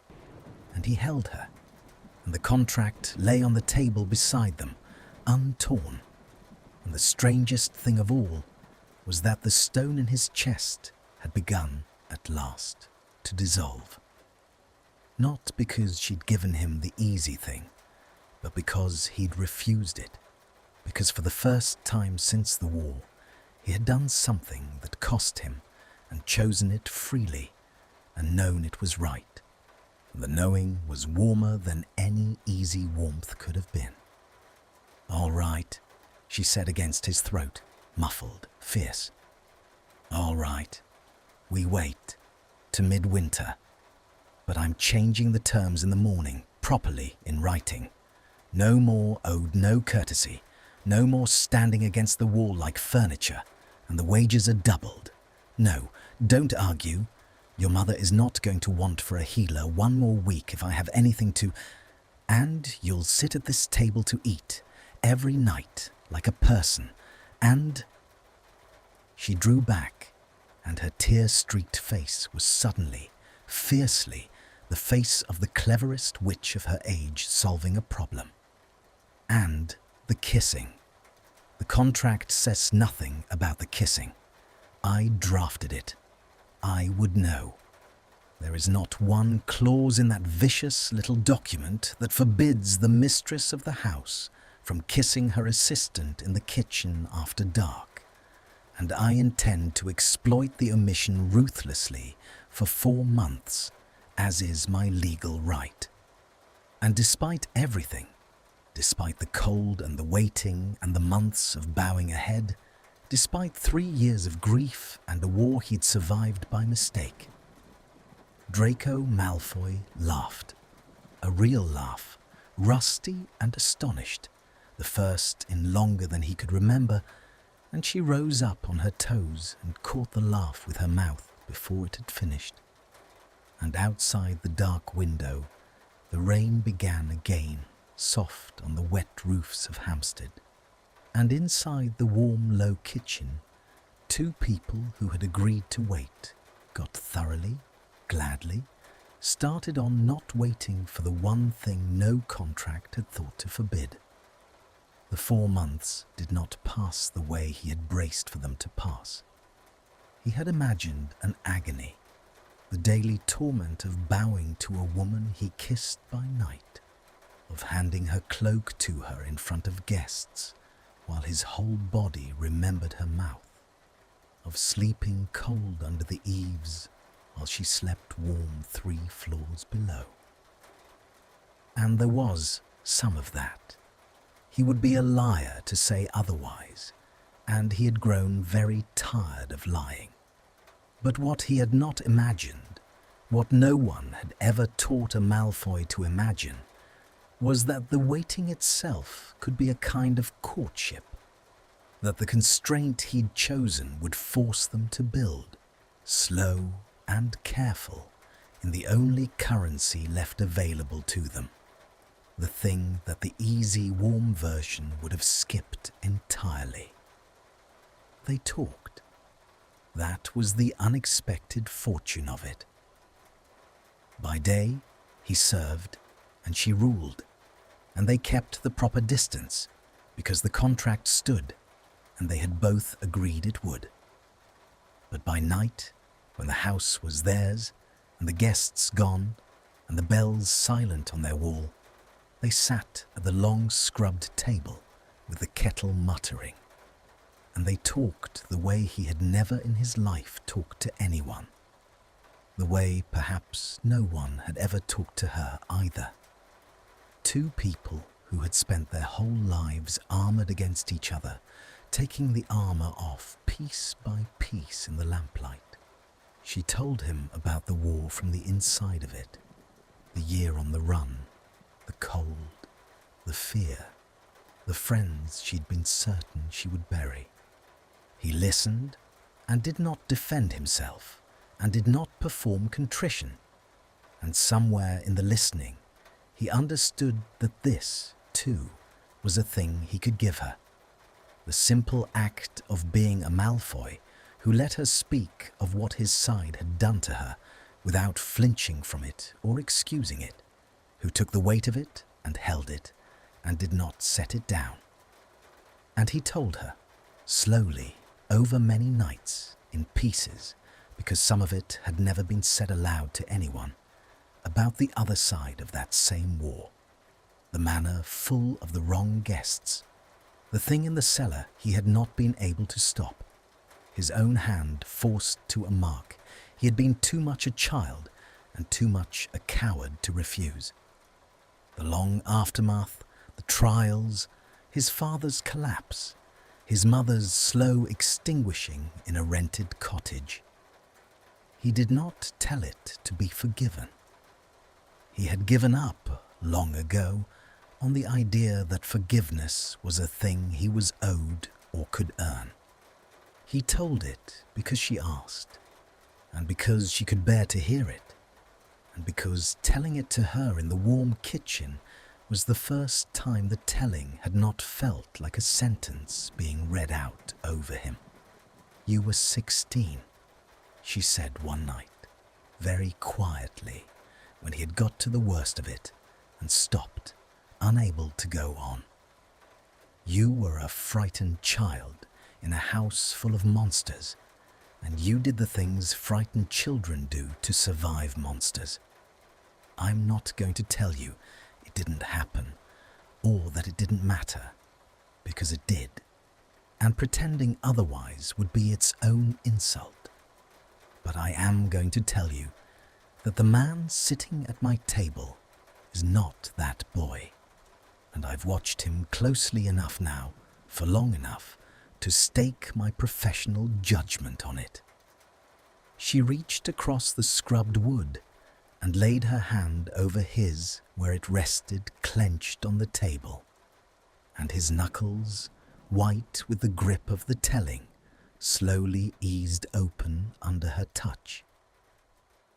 "You've spent 3 years waiting to be punished. I think some part of you signed my contract, hoping it would be the punishment, finally, that I'd be the one to grind it out of you at last, and you could stop carrying it.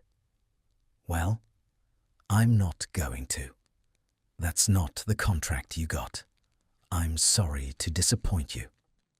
He looked at their hands on the table, hers over his, the cold silver ring and the warm skin, and something that had been knotted in him since he was 16 years old, loosened by a single degree, and he found he could not speak, and she did not make him.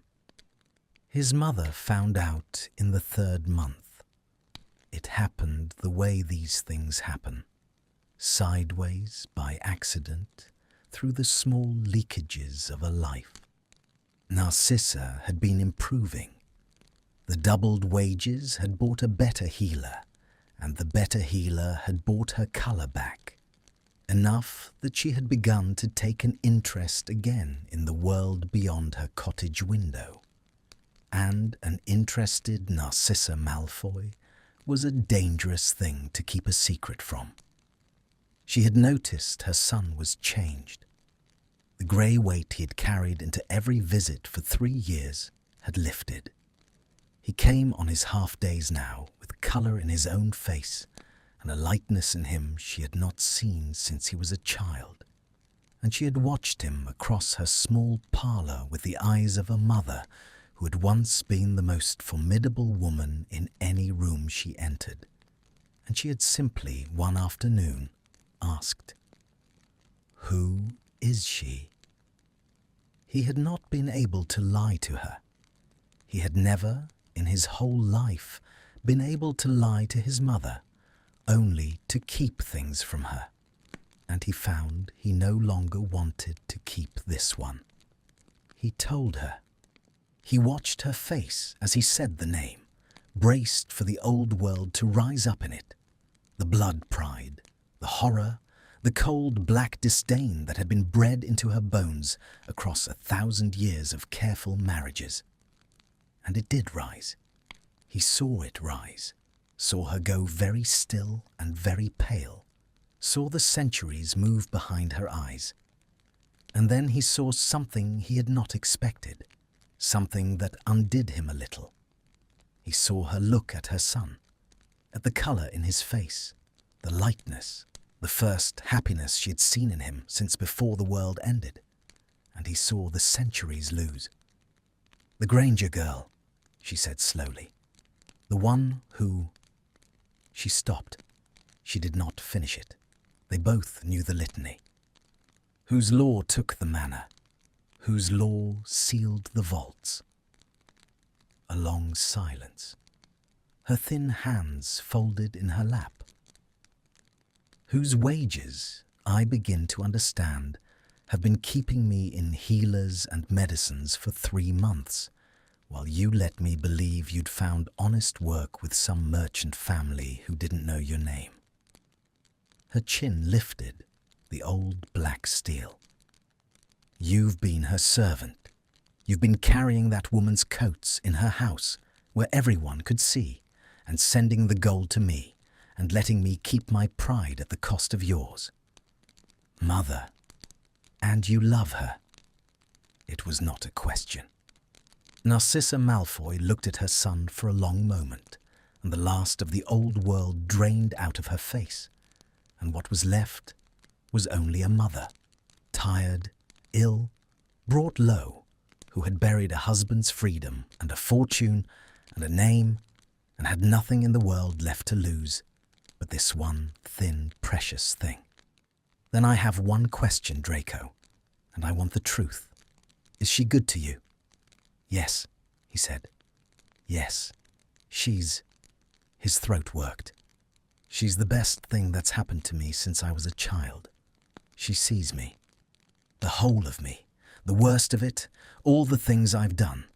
And she stays anyway. No one's done that. No one's ever once done that." His mother closed her eyes. When she opened them, they were wet, which he had seen perhaps 3 times in his life. "Then bring her to me," Narcissa said, "when you can. The name is gone, my darling. The blood is just blood now. It never did keep anyone warm. I would rather have a son who is loved by a clever, decent woman who took our house than a son who is alone and pure and miserable in a ruin." A faint ghost of the old wit crossed her face. "Besides, if she drafted the law that took the manor, she is plainly the most formidable witch of her generation, and the Malfoys have always married formidable witches. Ask your great-aunts. It's practically the only thing we ever got right." He told Hermione that night in the kitchen, and she wept and laughed, and made him repeat the part about the formidable witches twice, and they sat up until the small hours while the rain came down, and the contract on the table, untorn, honoured, with 7 weeks left to run, had stopped feeling like a wall between them, and started feeling like the strangest courtship gift either of them had ever received. Proof in his own stubborn handwriting that he had wanted to come to her with empty hands. And then, with midwinter and the end of the term in sight at last, with everything turning at last toward the warm, easy thing they had earned the right to, a letter came. It came by Ministry Owl, on heavy official parchment, sealed with the crest of the Department of Magical Law, and it was addressed not to her, but to him, to D.L. Malfoy, in service at the household of H.J. Granger, and the sight of his own name in that cold official hand sent the old dread flooding back through 3 months of warmth in an instant. She watched his face as he broke the seal. She watched him read it. She watched the colour go out of him, and she was already on her feet and around the table. "Draco, what is it? What's happened?" He could not, for a moment, make his voice work. The parchment trembled very slightly in his hand. When he finally spoke, it was barely above a whisper, and he was not looking at her, but at the words, as though they might rearrange themselves into something he could survive. "It's the reparations board," he said. "They've reopened my father's case. There's a clause, a charge they didn't bring at the first trial. And as next of kin, as the surviving Malfoy heir, they're summoning me to answer it, in person, before the full Wizengamot." He lowered the letter at last and looked at her, and the dread in his face was not for himself. "The hearing is set for midwinter, the same day the contract ends, the day I was going to come to you with empty hands." For 3 days, he was certain it was over. Not their love. He had stopped doubting that somewhere in the second month, the cold voice finally starved out by the sheer accumulation of nights at the scrubbed table. But the future of it, the shape it might have taken. The letter sat on the dresser like a thing alive, and he could not stop reading it, and every reading told him the same thing. The reparations board had found a stone left unturned in his father's ruin, and they meant to turn it, and they would do it before the full Wizengamot at midwinter, and Hermione Granger, deputy head of the Department of Magical Law, the architect of the very statutes under which he would be tried, sat at the right hand of the body that would judge him. "I have to recuse myself," she said, the first night pacing the kitchen with the letter in her hand. "Obviously. I can't sit in judgment on... There's no version of this where I sit on that bench. I'll go to the chief warlock in the morning and declare the conflict and tell him what?" His voice was quiet. He was sitting very still at the table, watching her pace, and there was a terrible calm in him, the calm of a man who has decided to lose well. "That you've a conflict of interest because you're in love with the defendant, whom you employ as a household servant, whom you contracted in writing to humiliate." He shook his head slowly. "Hermione, think. The moment you declare it, it's not a private thing anymore. It's a scandal, and it's your scandal. The war hero deputy who took the Malfoy estate and then took the Malfoy heir into her bed. They'll say, I worked you. They'll say I climbed. Every cold voice in England will say exactly the thing I spent 4 months refusing to let them be able to say. They'll burn down everything you've built to keep my name out of the fire. And the worst part is, the fire will take us both anyway, and I'll have cost you your whole life's work for nothing." He looked at his own hands on the table. "I won't let you do it. I won't be the thing that ruins you. I've ruined enough." "So what?" she said, stopping, rounding on him, and there was fury in it. But the fury was fear wearing its clothes. "I'm to sit in the gallery and watch them try you and say nothing. Pretend you're a stranger. Let them. Yes. No. Flat. Absolute." The deputy head and the woman both fused into one immovable thing. "No. I have spent 4 months watching you do the hard right thing instead of the easy warm one, Draco, and I have admired you for it past the point of sense. But I am not going to sit in a gallery and watch you go down nobly to protect my career. That's not nobility either. That's just a different flavor of the same old poison. I'll suffer alone, so no one has to suffer with me. I know that voice too. We agreed it was a liar." She came and knelt in front of his chair, taking his hands in both of hers, looking up at him, fierce and frightened and entirely certain. "We're not doing this the way the war taught us to do things, alone and bracing and losing well. We're going to do it the other way, together, out loud, in the light, and we are going to win." She did not recuse herself. She did something far more dangerous and far more like herself and far more like the cleverest witch of her age. She read the case.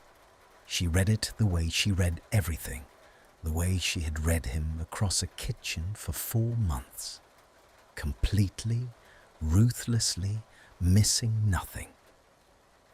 She sat up 3 nights with the reopened file the board had been forced to disclose to the defendant, and she found, on the 2nd night, with a small, sharp intake of breath that woke him where he dozed in the chair beside her, the thing the board had not wanted found.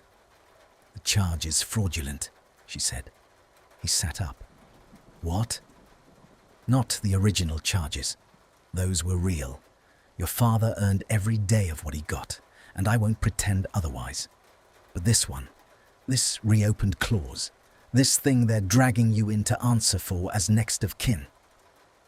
She turned the parchment toward him, her finger on a line of statute, her eyes blazing. "It's procedurally void. It relies on a reading of the seizure law that I wrote, Draco.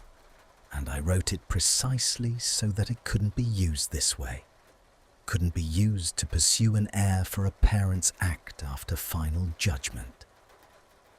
Someone on the board is using my own law against your family in a way my own law forbids, because they assumed no one would catch it, because the only person in England who'd catch it instantly is the one person they were certain would never read this file on your behalf.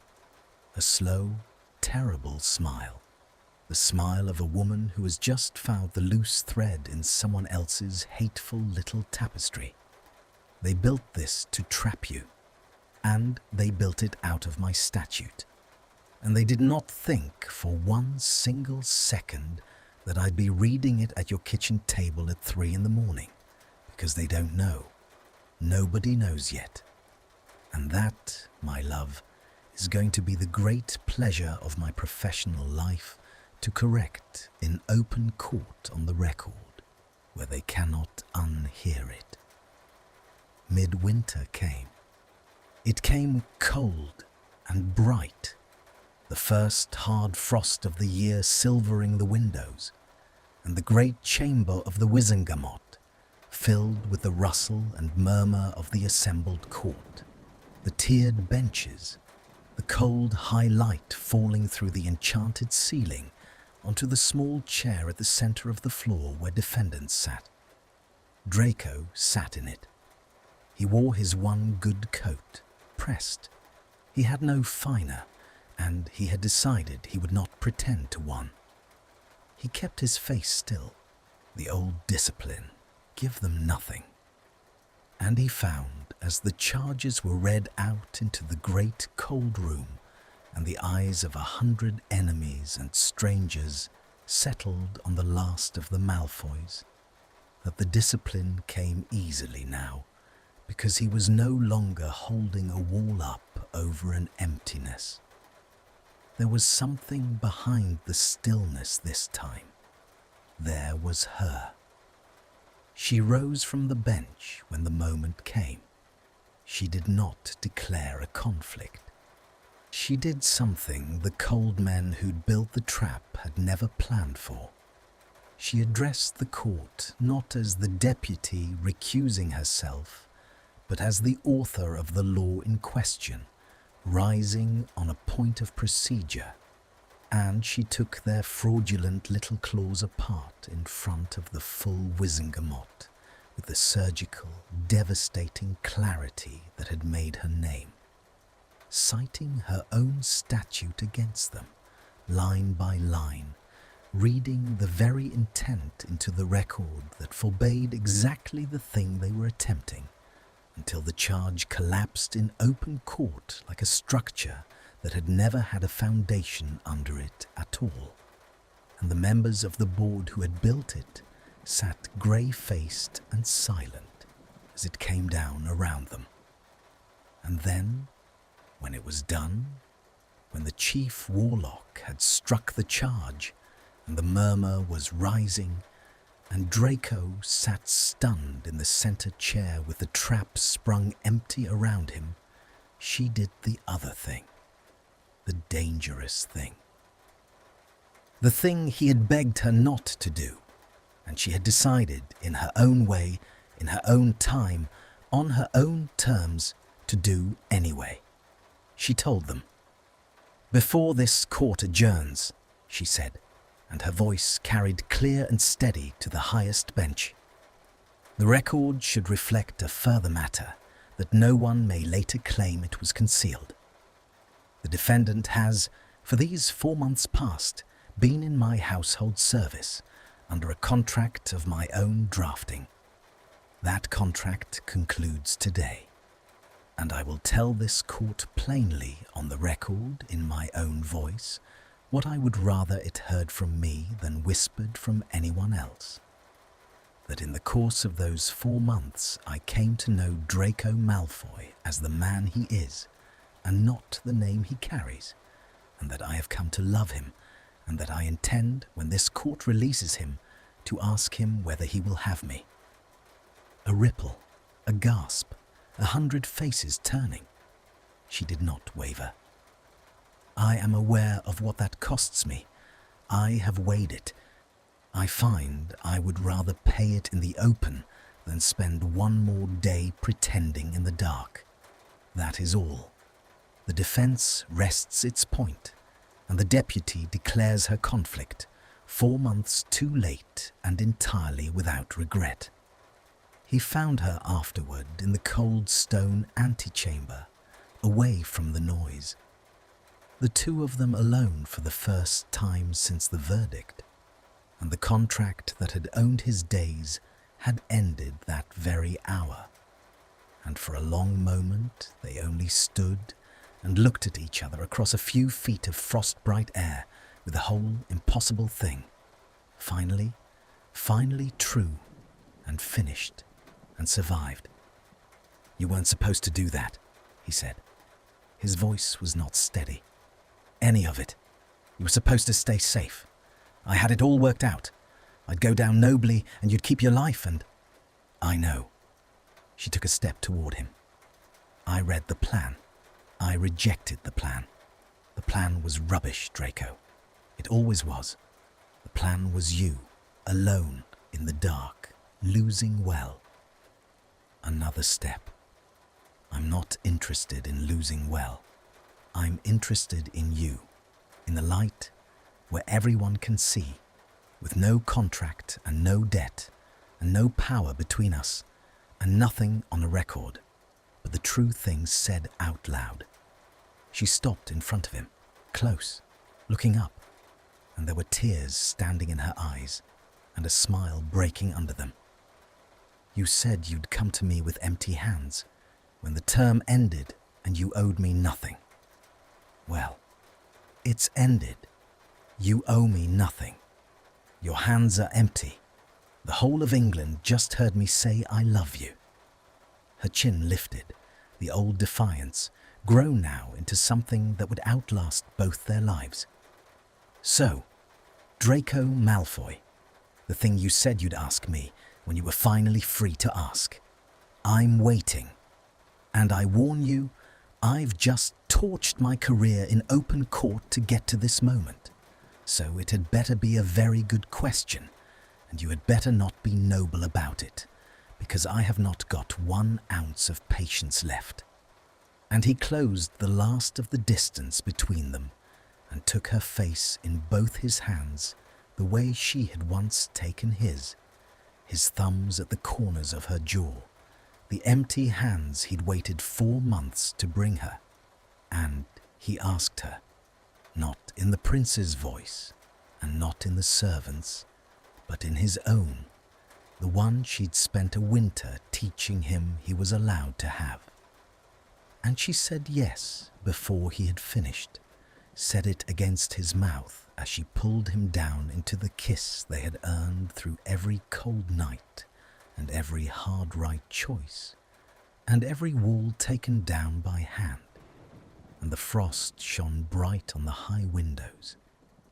And somewhere beyond the stone, the murmuring court went on with its small concerns, and neither of them heard a word of it, because the two people who had agreed once to wait had finally and fully and for the rest of their lives stopped waiting.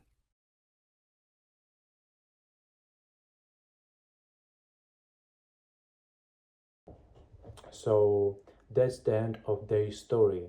Thank you for staying with me. I want to tell you what I thought about while I wrote this. I keep thinking about power, about what it does to us. We all want it. We think it will feel good. We think if I just have the upper hand, I will finally be happy. But Hermione learns something. She has all the power. She owns his days, and it gives her nothing. There is a moment Draco says to her, "You're the last one holding the hammer." I wrote that line and then I sat back because I think it is true for all of us. Hurting someone who is already down does not make you a winner. It just leaves you alone with the hammer in your hand. That is the heart of this story for me. The other thing I thought about was waiting. Draco refuses the easy thing. He waits 4 months. He chooses the hard right thing instead of the warm easy one. And I think we forget that love is not only feeling, love is also choice. Love is what you do when no one is watching.